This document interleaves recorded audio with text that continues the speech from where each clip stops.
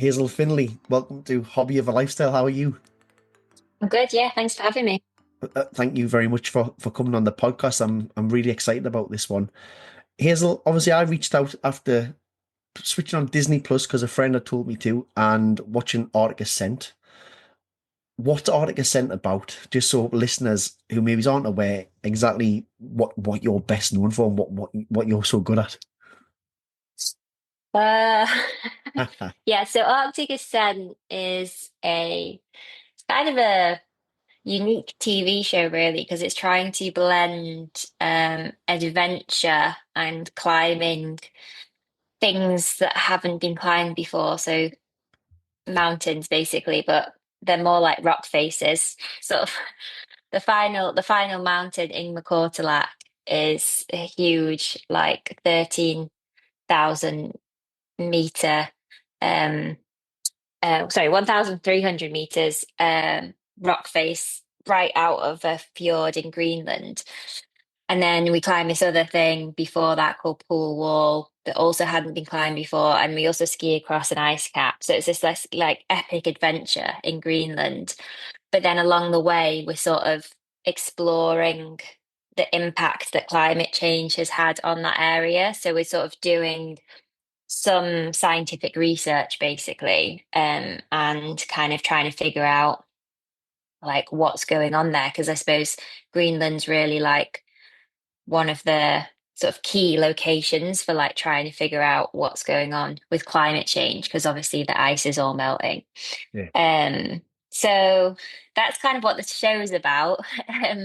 And in some ways, I suppose that expedition was like the pinnacle of like everything I've learned as a climber. Like have being able to climb that wall was like one of the more like definitely one of the most psychologically demanding things I've ever done. Physically, um, it's not by any stretch the hardest thing I've done at yeah, all. yeah.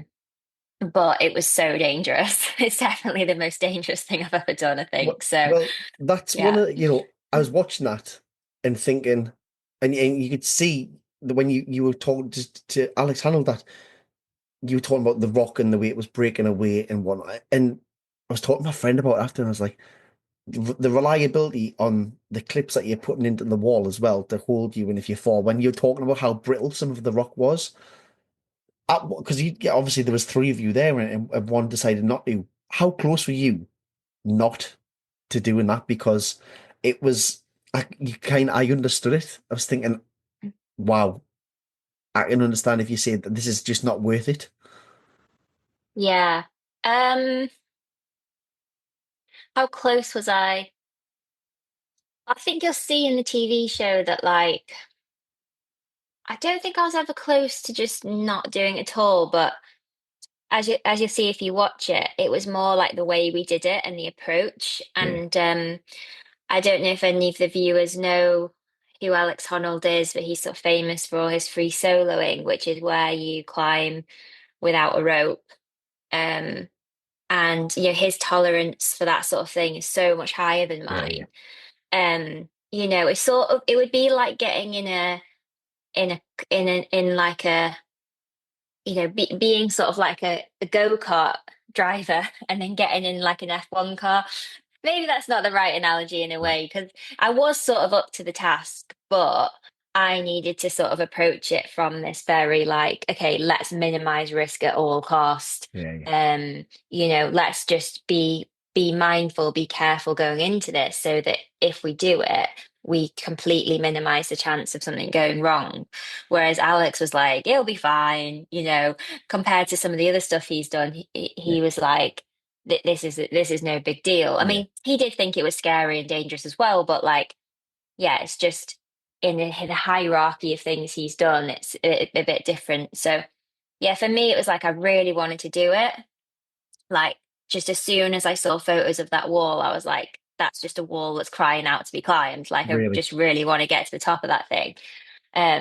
But like, I just wanted, like, yeah, as you'll see in the TV show, I wanted Alex to be like, have sort of like a healthy respect for it, yeah. basically. And I felt like at times he didn't. And it's not really that fun climbing with someone who doesn't have that healthy respect. But in some ways, I think that yeah, there's lots of psychology going on there. And in some ways, I think he was just trying to get us to be more positive, Yeah. but maybe not doing it in the best way.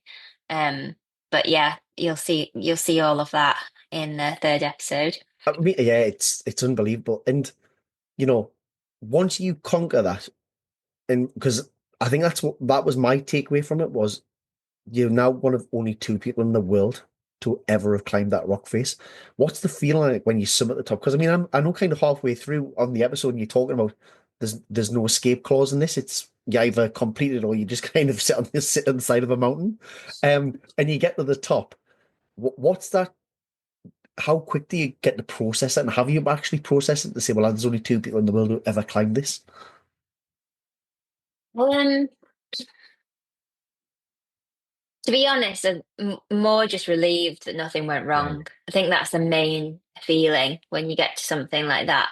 It is like because you're just so in it, you're managing the risk, and then it's weird climbing because you're in this sort of vertical realm where everything's hard. It's hard to make progress, when you're on the side of something like that. yeah, And then when you get to the top, all of a sudden you're on the horizontal realm again. yeah, You yeah, can take your harness off, you can breathe the sigh of relief, you can put your lunch down next to you and eat it properly rather yeah, than yeah. having to worry about your lunch falling off the side of the mountain, just little things like that. So I think it's just a lot of relief. And then also just that place. I mean, I think one of the reasons why the show's so captivating is because you see how absolutely stunningly beautiful it is there. We're literally watching bits of one of the world's biggest glaciers and ice sheets like dumping Yeah, yeah, icebergs into the fjord below us and hearing them explode and crack, and it's just the most wild place I've ever been. So it's really nice as well. Like we had a bit of time at the top to just enjoy being up there. wow. And then what you don't see on the TV show is you have to get down. Well, And I had actually, two for me, questions about it, and that was one of them. Genuinely, like we see you get to the top, I think people just assume there's a staircase down. How do you get back down? yeah. So, um, me and Alex actually abseiled down because we Wow. left certain things.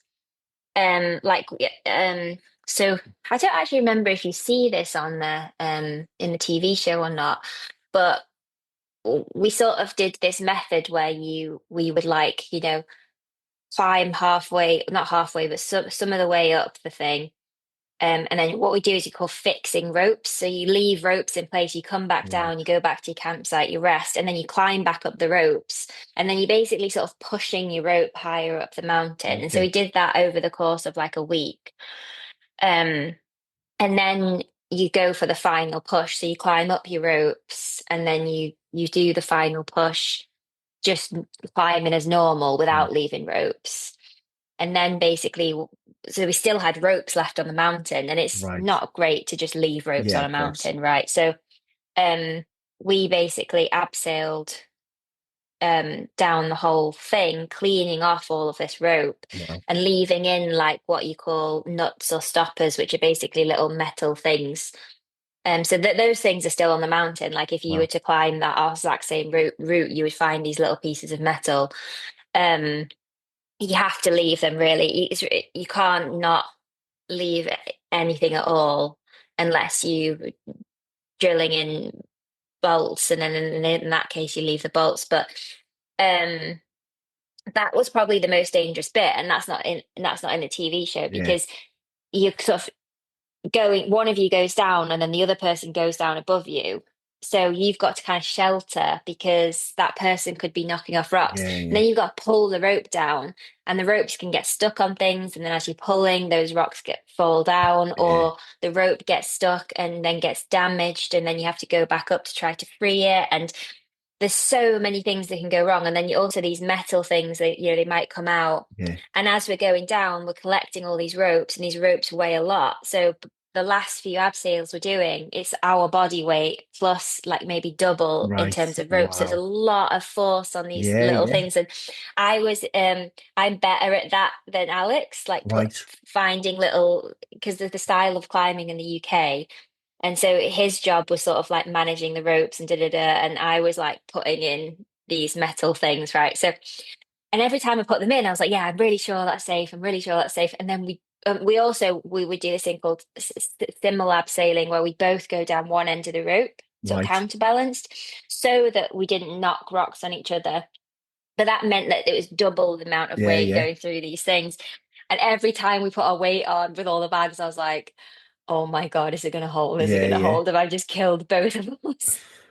And it's funny Wow. because I saw Alex a year or so ago, and I was like, you know what? I sometimes still think about abseiling off that route and going how lucky we were that nothing went wrong. And he was like, oh, that's weird. I never think about that. I thought it was chill. And I was like, oh my God. Yeah, it's a different It's like mentality, his isn't it? memory for it, you know? Yeah, It's which yeah, like it's it's like probably a good thing. childbirth or something, you know. It's like the Yeah, reason he can do what he does is he doesn't remember how dangerous yeah, or yeah. scary it was. It's absolutely crazy. It sounds like it's harder to come down than it is to go up.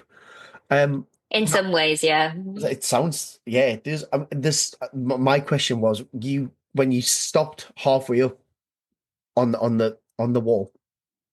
It looked like you had a ledge, and I think you had like a bit of an airbed that you almost had. Were you still strapped in then and connected to the wall Yeah. because it just didn't look like you were? And I'm thinking that there's brave, and then there's just like I'm I thinking if they think just I'm roll pretty over, sure we were. Actually, oh, I I feel think a sick thinking lot of the about it. time we weren't, but then maybe when we went to sleep, we did just to Right. make sure we didn't like roll off in our sleep. But it's a sort of thing in that instance where you're like, you know, when you walk down a street on the pavement and there's loads of fast traffic coming past, you don't think, oh, I'm going to fall off into the Yeah. road, do you? You know, you take No. responsibility for not just stepping onto the road. So It's it looks no. extreme, but all you've got to do is not do anything stupid. But I think we did clip in when we were sleeping, just in Right. case we, when we were asleep, we rolled off or something. Yeah. Right. Okay. So we've kind of talked about that part, but I need to understand the process of even getting to there now. So let's go back to the beginning. As a child, kind of where did you grow up? What were you into as a child? So my dad got me into climbing when I was like 5, 6. But Right. before that, we were already sort of a bit more like wild kids, me and my brother, than your average kid, like lots of climbing trees Yeah, and yeah. scrambling round and going on big walks and adventures and things. So quite an adventurous kid. Um, Definitely went through a tomboy phase, just like wearing boys' clothes and um, yeah, just acting like a little wild child. And then when I was like 7, I got into competing. So I sort of Right. did the like competitions until the age of like 16, basically. So kind of taking climbing seriously since I was little, really. Did you grow up in an area which lent itself to climbing, or was it very much did you have to go to climbing walls? A lot of going to the climbing wall. So my dad moved to Bristol when I was 6, and Right. me and my mum and my brother lived near Manchester in Warrington. So all the time I was with her, I never got to go outside. She doesn't climb. But then basically every time we'd visit my dad, the thing we do together was to try and go climbing, Right. weather permitting. So, all the holidays we went on were like climbing holidays of Yeah, some yeah. description. And yeah, it's interesting now looking back because I've got a kid myself now, and I'd love for her to be a climber, but it's you never know what your kids want Nah, to be into, do you? So nah. it's just interesting being like, how did Dad manage to get us into it? Well, actually, my brother was into it at the time, but now he's not a climber. But yeah, like how did he manage to kind of get us into it without scaring us? Because it's Yeah, so easy I get to. that. My wife and I met through kickboxing. We kickboxed and internationally, but my girls don't kickbox because we don't really do it anymore. So they don't see and they're Right, not in yeah. and around it. And it's not something we forced upon them. If they mention it, they can go. But they Hmm. want to dance and they want to do drama and. and everything else that they Yeah. want to do. So actually, we've just let them kind of find their own route rather than Yeah. not forcing something on them just because we're not in that environment anymore. Otherwise, I'm quite confident they would have done that. So it is Right. Yeah. interesting, isn't it? And just find out what journey the children are going to be on. So you talk about competing in competitions. What does a competition look like? Are we talking on out? Are we talking out in kind of in the natural No. environment or on walls? All the competitions in climbing are on artificial walls, Right. and it's become a bit more famous recently because climbing's now in the Yeah, the Olympics. speed So climbing's well, not crazy. just speed climbing anymore, difficulty and Yeah, bouldering. So there's three different types of climbing now that are in the Olympics. And the first year it was in, they put them all together, which is a bit silly because it's like putting the 100 meter, a marathon, and like the hurdles all yeah, together and asking someone to do it. So they've split them up a bit more now. I think speed's a separate one. Um, but yeah, so I used to do difficulty in boulder. So that's like a short indoor route climb that's probably like 12 meters or something. And then the bouldering is even shorter, and you yeah, don't use a rope for that. You just fall onto a crash pad. And that's become one of the most popular forms of climbing is indoor bouldering. And it's actually a really fun way for people to stay fit. And yeah, it's kind of like going to the gym and getting a workout, but instead of doing like monotonous weights, you're like yeah, have to problem solve with your body. And so I think it's such a great sport for people to get into bouldering, and it's really catching on. And you'll probably find that the city that you live in used to have one indoor climbing wall, probably now has five. yeah. I I don't know, remember. are you in Newcastle or where are I you? am well. Yeah, I'm from Newcastle, but I know Sunderland used to have one of the. I think that was one of the biggest indoor climbing walls in Europe at one point, I believe. I used to compete at Sunderland. Right. Okay. Yes, Yeah, I've been it's to an Sunderland old before. climbing wall, Sunderland. Yeah. So I've done Sunderland. There's actually in Middlesbrough. I know there's a couple of indoor climbing walls down in Middlesbrough, and then Newcastle used to have the Berghouse Wall, which was in Eldon Square, I think, in the Know that city one. centre. Yeah. Well, I'm sure it was sponsored by Berghouse. It was an indoor bouldering wall basically, and exactly what you say. It Okay, wasn't too right, high. You used yeah. to fall into the crash mats. Yeah, yeah. I bet Yeah. there's more now, and I'm Oh, sure that there's yeah. quite a few in Newcastle now. I can imagine. Um, but yeah, that's what competing's like. So it's really not the same sport as what you saw me and Yeah. Alex doing on No. in Greenland. It's just but that's what I love about climbing. It's so varied. And actually, in on that expedition, we did do a bit of bouldering. We didn't have any crash pads, so it's like we had to be careful. I But did see that, and you see it that was as well, so don't you? Where you, fun. Yeah, it's a yeah, great way to stay fit on the campsite is to just do a bit of bouldering. Um, so I love yeah, that. I just love how varied climbing is. When you talk about the competitions and sort of from 7 to 16-year-old, kind of what level were you competing at? Because you think about it now, and we'll kind of get back to the Arctic Ascent stuff. You don't get selected for something like that unless you're kind of at the top of your game, you know. But you have to get there somehow. So, at what level were you competing at these competitions? I was British champion a few times. Wow, And then I did do the international competitions, but I never got like top 10 in any of the right. internationals or the European. So on a world level, I wasn't very good, but British level, I was one of the best as a kid.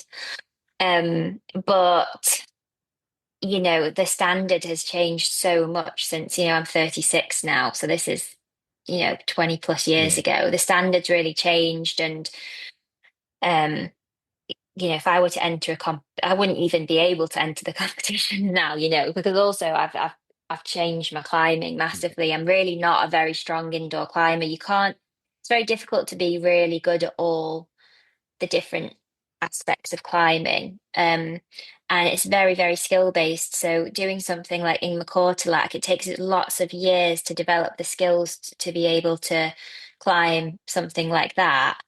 And you couldn't take a competition climber who has to be very much dedicated to their physical training yeah. and put them on that. So, the climbers, I mean, the only person that's a bit of an exception is Adam Ondra.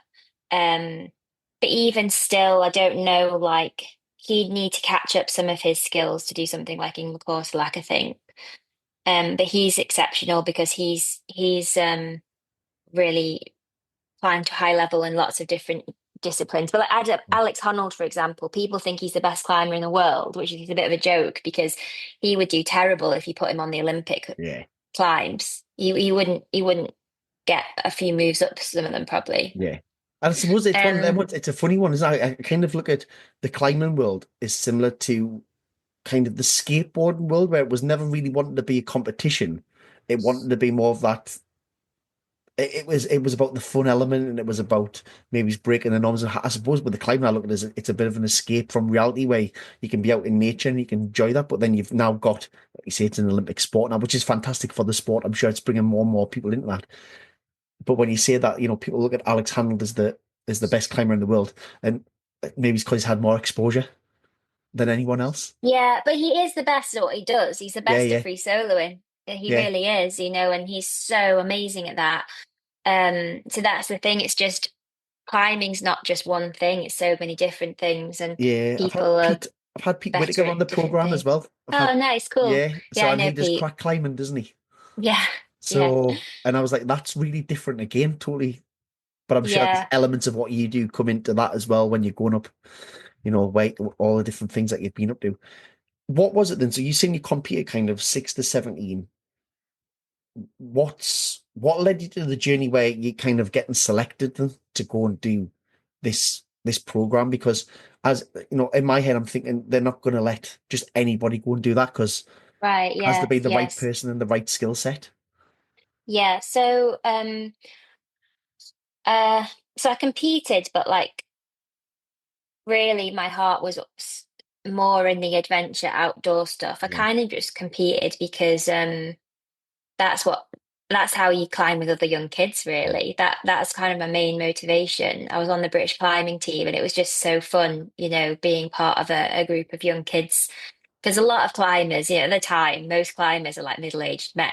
yeah. You know, not that fun climbing with middle-aged men all the time when you're like a 12-year-old girl. Yeah, And I like the comps for other reasons as well, but I was always, when I was older, in my head, I was always going to be an outdoor climber. Like that's what climbing was to me. So I didn't stick with the comps. I pursued outdoor climbing. And then the way sort of climbing works is you can be a professional climber without doing the competitions. And you do that by climbing certain climbs that right, are of note or of difficulty. So like I was the first British woman to climb E9, for example, wow, which is a type of like adventurous climb that we use the E grade as sort of like a grade not only um to convey difficulty, but also sort of like how extreme the climb is. right, So like, doing things like that kind of gets you noticed, you build skills doing things like that. And then, I got sponsored. So throughout my 20s, I was like a full-time professional climber. Now wow, I'm a mix of pro climbing and coaching, which I think is like a classic transition that athletes can go through. But what's interesting about what I do is I focus on the psychological aspects of climbing. So I do right, a lot of like mindset and fear management work with fellow climbers, which I find to be really interesting and like the most interesting part of it all, really. But yeah, so you sort of just you get kind of noticed for doing certain climbs, and then when the filmmakers, I think they came to Alex and they were like, "Look, who do you think would be good to have on this expedition?" And I'll just be transparent. They also wanted a woman.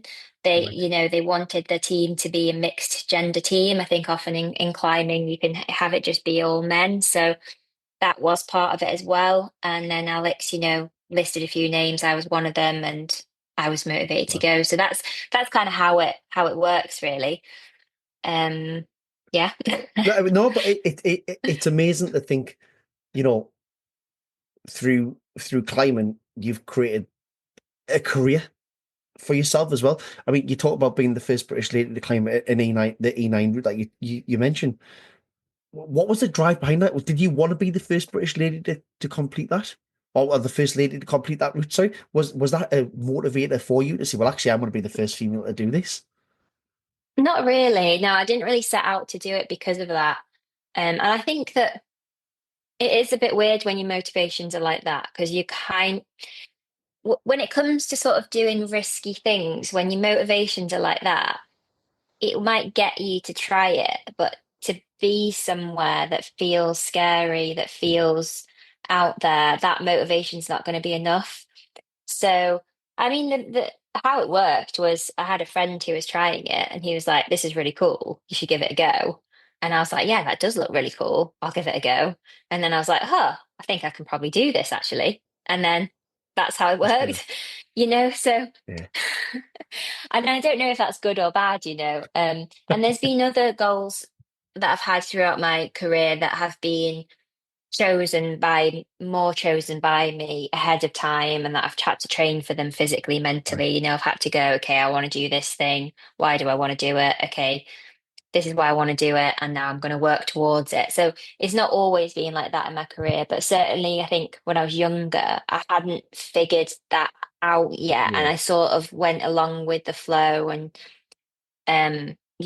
try. I think the one thing that I kind of really had going for myself is that I was just willing to try things. And I Yeah. think that a lot of women at that time in sports like climbing were more hesitant to just try things. I think that when you don't see a lot of other women doing the same thing as you kind of think, oh, that's not for me, because I've Yeah. not really seen it must be that, men are bigger, stronger, braver, and that's why they do those things. Um, Mm. that can get into your psyche a bit, but Yeah. I think because my dad always treated me and my brother the same, I was sort of willing to go, hang on, I don't think I am exempt from at least trying this Yeah, of stuff. I course. don't think I was like so confident that I was like, I can do everything. But I was at like, okay, I think I can try. So yeah, that was kind of like my mindset in those younger years. Okay, so we talked about the mindset and the different challenges you had. What's the hardest climb that you've ever done? And then what's the kind of process where you're preparing for that? How do you do that? Do you have a process that you need to follow? Because you talked about mindset being your biggest kind of the thing that you enjoy the most. What does that all look like? Yeah. So it's hard to pick like the hardest climb I've done because climbing is so varied. Like in some ways Yeah. in McCorslack was the hardest climb I've done. In Yeah. some ways it really wasn't. But I'd say there's a climb called Magic Line, which is it's just a single pitch. So it's probably only about 40 meters, but it's very, very technical, physical climbing. And then it's not dangerous, but it has an element that's scary about it.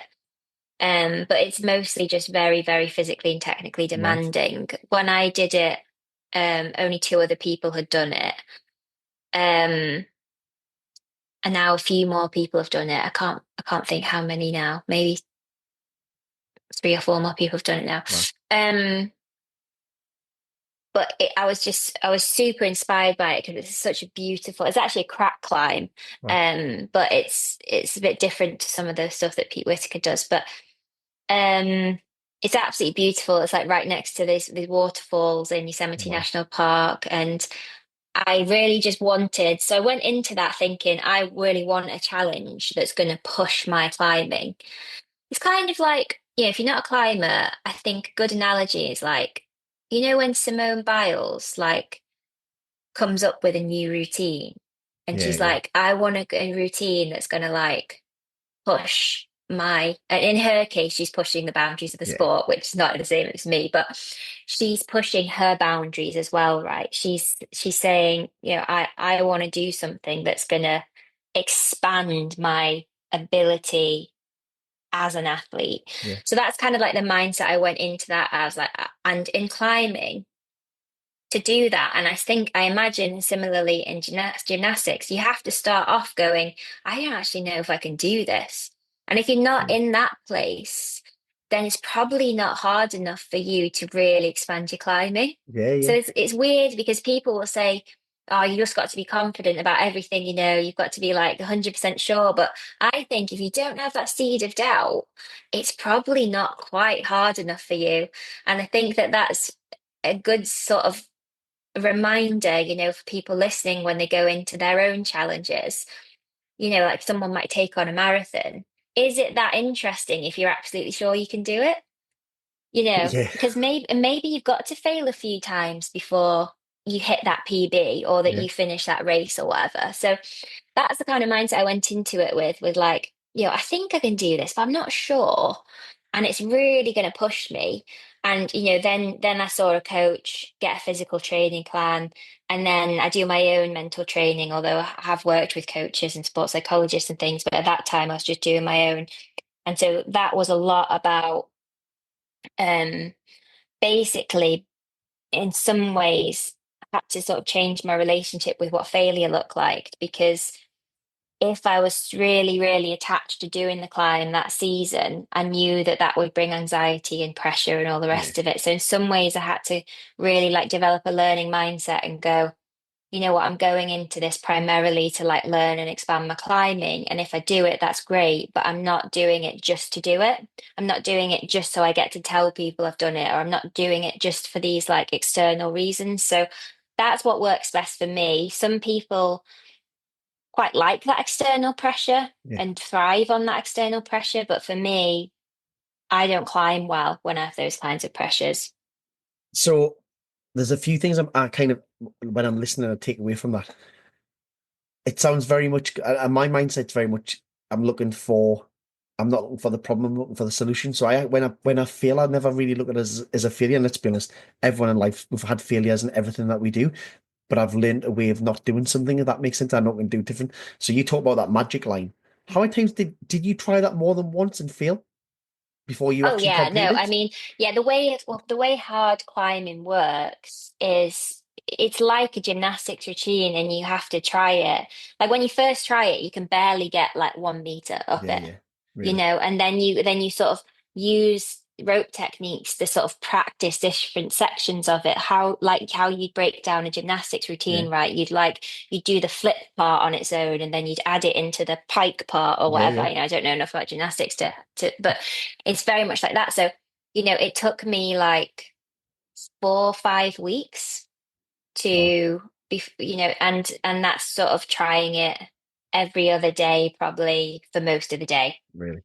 Yeah. And then you slowly working things out and you problem solving. And that's what I love about climbing. It's like you're using your body to the rock's the static thing, right? And Yeah, then you've got to find a way that your body can move up that piece of rock. And it's so like so sometimes, they're just the smallest details, like how you might push your weight through a foothold or how you might just move your hips slightly to one side yeah, can be the thing that makes all the difference. yeah, I can imagine it's the tiniest little adjustments that make the big difference. You've tackled obviously some phenomenal things, and I'm sure on the back of and it's really easy for me to say because I've watched it, and it's probably what I suppose it brings in, it catapults you again into, I suppose, the wider world, not just climbing. Um, how has being on something like Arctic Ascent changed things? Has it raised your profile? Has it brought in new opportunities? Um, I don't know really. Not massively, I would say. I got a lot more Instagram followers when it came out Did in the you? US. Did you? Wow. Yeah, that was quite funny. Um, but yeah, it's interesting being a climber because, you know, you might you might get a bit better known outside climbing for something like that, but really my work's still within the climbing Yeah, industry and people already sort of knew me yeah, within the climbing industry. So yeah, I wouldn't say it's massively yeah. transformed my career or changed that much, to be honest. No, it's just interesting. Certainly, I think about when you talk about mindset and how the fact that's a lot of the stuff that you do now is part of your role within coaching. I think about it from I suppose, from an employer point of view and think, why would you not ask someone like yourself to come and do mindset? Because it's from a totally different perspective and maybe look through a different lens. And I was just wondering whether or not, I mean, obviously that doesn't come across in the show that that's what you do outside of the climbing world as well. But I suppose the more interactions like this that you have and more podcasts that you do, and I know you've obviously got your own podcast as well, that it just elevates, I suppose, elevates and expands what you can do, what you can offer. Um, what's your next challenge? Because you've got a 5 month old now. So, I mean, do you think, and again, I don't know the answer. I'm assuming it's going to be a no, but do you think your mindset will change now that you have a child when you go climbing? Yeah, people ask me this all the time. Um, it's hard to know at this point because it hasn't changed my mindset at this point, but I haven't done any risky climbing. Yeah, And I wonder how I'll feel when I do risky climbing because it's not just the sort of the rational part, which is like, oh, now I'm responsible for a little kid. And, yeah, do I want to still do things like in the I don't know. yeah, Um, I want to say yes, but at the same time, it's so not on my agenda anytime soon. Because firstly, I'm not going to leave my kid for 6 weeks yeah, until she's quite grown up. But yeah, so there's that part of it, and I think that there is a bit of a gender thing there because Alex had his kid was like 1, I think, when we went on Arctic Ascent, and just the thought it would be impossible for me to leave. yeah, And not impossible, but just when your child is young, the bond with the mum is so much more important, really. So there's that part of it, but then there's also, will my mind want to? Will I be as motivated? Will I want to do that sort of thing where I feel like, what, an accident could actually happen here? And it was funny because all of the production people on Arctic Ascent really wanted Alex to say, oh, I'm much more scared now. I've got a baby, or and he just was like, no, I don't feel that way. I feel the same. it's yeah, He just kept they kept trying to get him to say a bit really, something yeah, like that, and he was just like, no. yeah, it's a different Um, mindset, that, isn't it? yeah. Very different, very different. No, Um, wow, so so yeah, there's all that. But that's what's cool about climbing. I don't have to go and do really dangerous stuff. I can I no, can focus on different aspects of the sport. So yeah, at the moment I'm very much focused on my physical recovery from pregnancy and childbirth. And then we'll see. Yeah, we'll see how it goes mm, having a kid. And as you know, it's not just something that you're like, oh yeah, like feel like we've worked this out. I know what my relationship with my kid and my life's going to be because then the child just changes. They oh, have yeah. completely different needs. So yeah, it's gonna be a roller coaster, but I'm excited to see, how climbing will fit into all of that. No, it's amazing. I mean, it doesn't sound like there's anything on the horizon at the moment because you're very much again just enjoying being a mother. But is there anything in the future that you've kind of had your heart set on that you'd like to challenge? Is there a challenge that you think that's kind of a bucket list thing I'd love to do? Yeah, I've got a few things like that. Yeah. Nothing that's like, dominating my psyche, like, oh, I just want to get back to do that Yeah. one thing. But a lot of this stuff is logistics, and so there's some things local to where I live that I would love to do. Um, and then there's certain sort of places I'd like to travel to climb, and there's also things that I think would be really cool to do as a family, like my skiing's terrible. I don't know if you could tell from Arctic Ascent, but it would be really cool to do something like that with Aliette, where we go on like a little ski tour as a family, Yeah. there's sort of family adventures that I'd like to do. And if anyone's sort of interested in family adventure stuff, I highly recommend following Leo Holding and his wife Okay. Jess, because they're on this huge family adventure thing with their 2 kids going around the world doing all this Wow. different stuff. They've just climbed El Capitan as a family Wow. in October. So if you're keen for like family inspo, I highly recommend following them. So yeah, I've got a goal still, but it's kind of figuring out what's what's going to be available to me as a mum. And right now, I kind of want to just focus on my recovery, see how that goes, and then I can start planning things like that. Yeah. Um, yeah, as they fit. That's amazing. And as we ask everybody, what would your one piece of advice be? Somebody, whether it be someone who's looking to get into climbing, someone who's already climbing, or just life in general? One piece of advice. I think the first thing that comes to mind is like stay curious. I Yeah. think that when you first start a sport like climbing, you've got all this like beginner's mindset, all this curiosity, but then quickly I see people get fixated on grades, fixated on certain outcomes, fixated on being better than their mate or catching up to their mate or something like that. But just yeah, keep curious, keep doing things that feel a bit uncomfortable for you, keep that sort of learner's mindset. I love it. Hazel, thank you so much for your time this morning for coming on Hobby of a Lifestyle. It's been an absolute pleasure having you on the show. No, thanks for having me. Yeah, great questions. Oh, thanks.